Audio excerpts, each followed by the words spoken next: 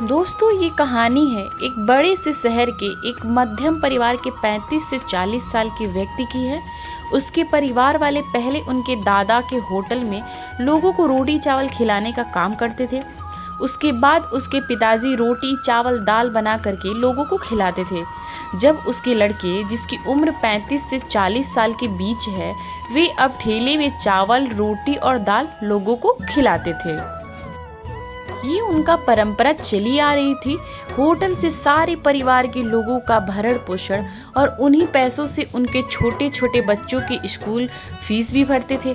मतलब इस होटल की कमाई से पूरा घर टिका हुआ था। ये व्यक्ति रोज ठेले लेकर के शहर के चौराहे में जाकर के बेचते थे। ये उनका रोजाना का काम था। रोज सुबह 9 बजे आते और शाम को अपने होटल में लोगों को खाना खिलाते और चले जाते।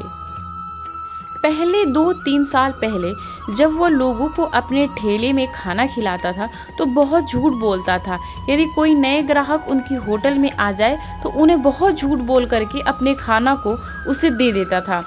लोग पूछते गर्म खाना है, बोलता कि गर्म है, लेकिन वह खाना पूरे ठंडे हो चुके होते थे। यदि थोड़े बहुत सब्जी कम हो जाते थे उसमें पानी डाल करके उसे नया बना देता। दाल कम तो उसमें भी पानी मिलाते। सुबह का बचे हुए खाना को शाम तक रखते। यदि थोड़ा सा खराब होने लगता तो फिर से उसे गर्म करके लोगों को खिलाते थे। ऐसा करते करते अपना होटल चलते थे। लोग आते, खाना खाते और पैसे देकर चले जाते। रोज उनकी कमाई 1000 रुपए के आसपास पहुंच ही जाता था। वह व्यक्ति बहुत ही खुश होकर के अपने घर जाता और सारे पैसे को अपने माँ को देता था और बताता था कि मैंने आज ये किया, मैंने आज उतना कमाई किया, आज दाल कम हो गया था तो उसमें मैंने ये मिलाया। अपने सारे काले करतूतों को अपनी माँ को वो बतलाता था, डेली बताता था वो। उसकी माँ उसे रोज गाली देती, उसे रोज डांट फटकार लगाती, उसे ऐसा करने से मना करती थी। जब भी वो अपने ठेले लेकर के घर से निकलते थे तो उन्हें एक बात बता देती कि बेटा ऐसा काम मत करना, लेकिन व्यक्ति अपनी माँ के बात को नज़रअंदाज कर देता था हमेशा की तरह और कहता यदि माँ मैं ऐसा नहीं करूँगा तो ज़्यादा पैसे नहीं कमा पाऊँगा, मेरा धंधा बंद हो जाएगा। आजकल ईमानदारी का ज़माना ही नहीं रहा है। बेईमानी करने वाले लोग बहुत पैसे वाले होते हैं, उनके पास कोई कमी नहीं होती। मैं तो बहुत कम ये काम करता हूँ। ये बोल करके कहा, वहाँ से ठेले लेकर चले जाते थे। ऐसा करते करते उन्हें 2 से 3 माह बीत गए। सब ठीक सा चल रहा था, मतलब सब कुछ ठीक सा चल रहा था। 4 माह अब उनके छोटी बेटे की तबीयत खराब होने लगी थी। सप्ताह में एक बार न एक दिन उसे डॉक्टर के पास ले जाते थे, फिर भी उनकी बेटी की तबीयत में कोई सुधार नहीं था। यदि सुधार हो भी जाता तो घर के दूसरे बच्चों को कुछ हो जाता, यदि बच्चे ठीक हो जाते तो उनकी माँ की तबीयत खराब हो जाता। इस तरह से एक न एक व्यक्ति का प्रति माह तबीयत खराब हो जाता था। उनकी आधे कमाई उनके परिवार, बच्चे, डॉक्टर के खर्च में चले जाते थे। कुल मिलाकर के घर में किसी भी प्रकार की शांति नहीं थी। पैसे खूब थे, कमाने लगे थे, लेकिन उनके परिवार की शांति पूरी तरह से खत्म हो गया था। घर में कलह होने लगे थे। जितने सालों तक उन्होंने होटल में झूठ बोल करके लोगों को खाना खिलाते थे, उतने सालों तक परिवार में किसी न किसी का तबीयत बिल्कुल खराब हो जाता था। ऐसा करते करते उनके माता जी की तबीयत बहुत ज़्यादा खराब हो जाती। लंबे समय तक बीमार होने के कारण और वृद्ध होने के कारण उनके माता जी का स्वर्गवास हो गया। उसके बाद से उनके सब कुछ बदल गया।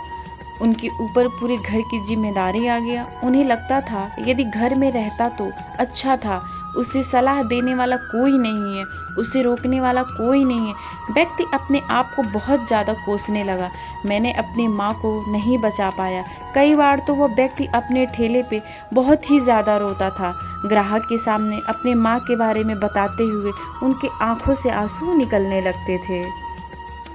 1 माह बीतने के बाद में उनकी माँ की कहा गया बातें याद आती थी। वह उसके बाद ठान लेता आज के बाद वह कभी भी मिलावट झूठ बोल के अपने होटल के सामने को नहीं बेचेगा। चाहे कमाई हो या ना हो, अब वो कोई मिलावट नहीं करेगा। उसके बाद में उस दिन से उसने ईमानदारी के साथ में लोगों को कह करके खाना खिलाना शुरू कर दिया। कुछ दिन बाद में उनके पास काफ़ी कम लोग आने लगे थे, उनकी कमाई भी कम होने लगी थी। उसने धीरे धीरे करके पूरी ईमानदारी के साथ लोगों को खाना खिलाते। यदि खाना बच भी जाता था तो उस बचे हुए खाना को गाय बैल को खिला देते थे। अब वो ज़्यादा कमाने का लालच नहीं करने लगे। वे अब जितना कमाते थे उतने में ही खुश हो जाते थे। अब उनकी दिन भर की कमाई 400-500 रुपये तक ही जा पाता था। इतने में वे ही अपने आप को बहुत ही संतुष्ट कर लेते थे। इस माह में ईमानदारी की कमाई के बाद में उनसे बेटी, जिसके पहले बहुत ही ज़्यादा तबीयत खराब होती थी, अब उनका तबीयत ठीक होने लगा था। कुछ समय बाद में उनके परिवार में किसी को कोई परेशानी, किसी प्रकार की कोई शिकायत नहीं था। अब उनके परिवार पूरे हंसी खुशी के साथ में, ईमानदारी के साथ में, कम कमाई में बहुत ही ज़्यादा खुश रहने लगे थे। वह व्यक्ति अपनी माँ को जब भी याद करता, उनकी आंखों में आंसू निकल आते थे और अपने आप को मन ही मन बहुत ही कोसते थे कि काश मैं अपने माँ की बात को मान लेता तो आज उनकी माँ जिंदा होती, हमारे साथ में खुशी के 2 पल बिता पाती। बातें लेकिन नियम को कहाँ मंजूर था। भगवान जो भी करता है अच्छे के लिए ही करता है, जो भी होता है अच्छे के लिए ही होता है। देर सही लेकिन अच्छा सही।